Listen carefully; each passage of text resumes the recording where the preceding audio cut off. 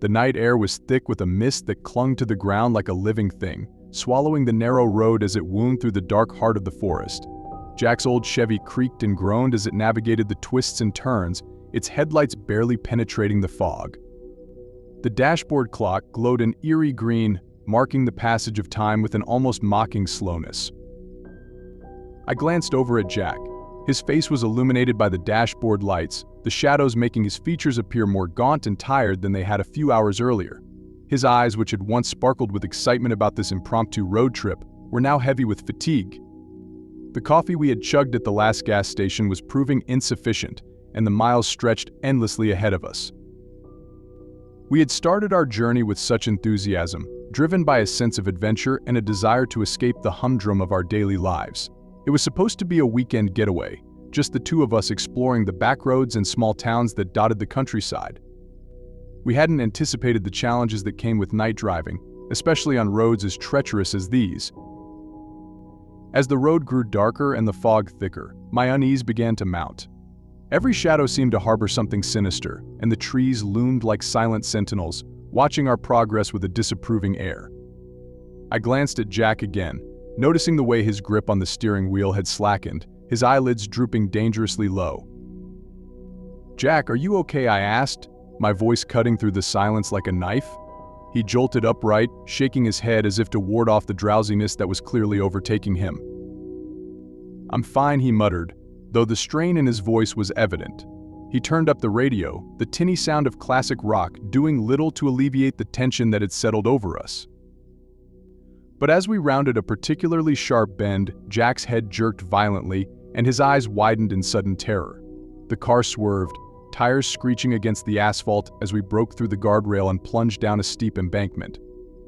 The world outside the windows became a blur of darkness and motion, and then everything went black.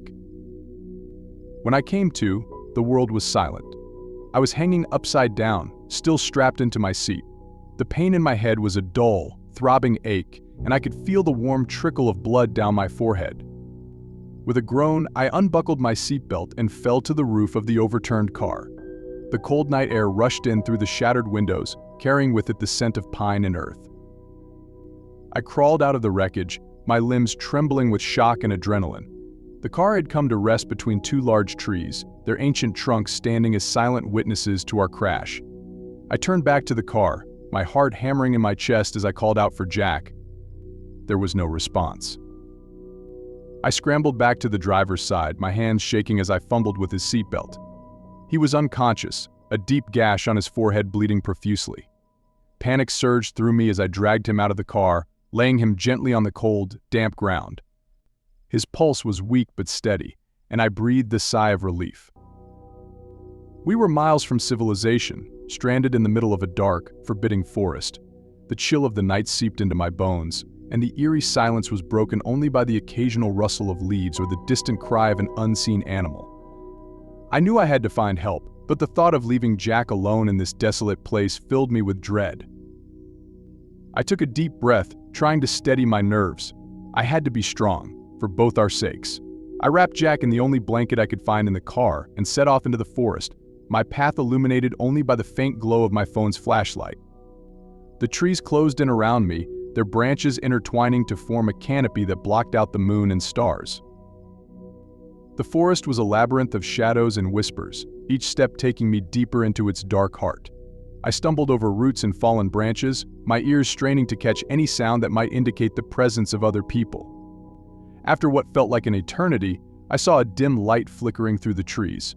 Hope surged within me and I quickened my pace.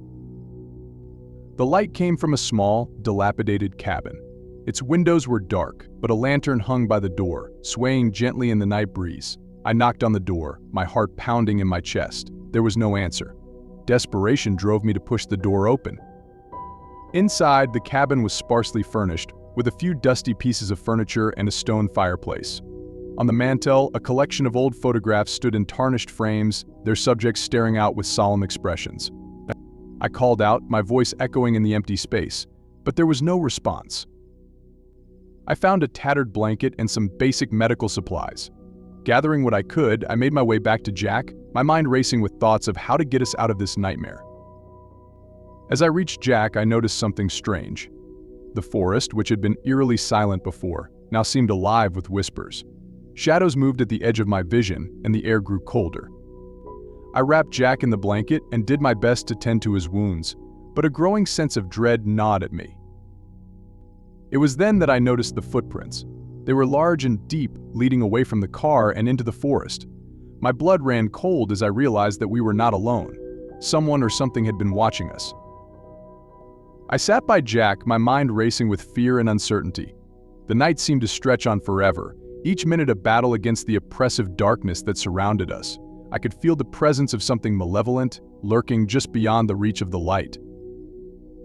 As dawn began to break, the first rays of sunlight pierced through the canopy, casting long shadows across the forest floor. The footprints had disappeared, and the whispers had faded, but the sense of unease remained.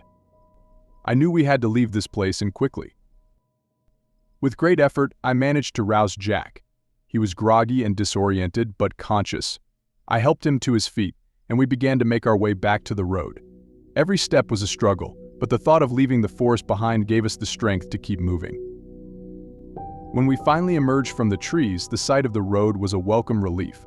We flagged down a passing car, and the driver, a kind old man, helped us to the nearest town. We were taken to the hospital, where we were treated for our injuries. The doctors said we were lucky to be alive.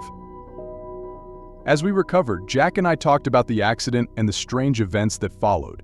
We couldn't explain the footprints or the whispers, but we both felt that something had been watching us that night in the forest, but something that didn't want us to leave.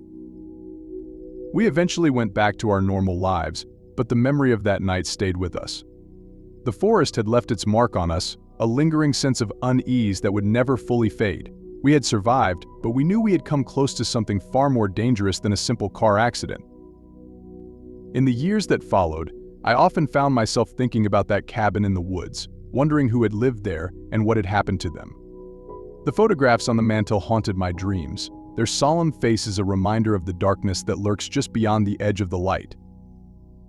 Jack and I never spoke of the incident again, but we both knew that we had been changed by it. The forest had shown us a glimpse of its dark heart, and we would never be the same. As I sit here now writing this account, I can still feel the cold night air and hear the whispers in the trees. The forest is a place of secrets, and we had stumbled upon one of its darkest. We had survived, but we would always carry the scars of that night. And somewhere, deep in the heart of the forest, the cabin still stands, waiting for its next visitors.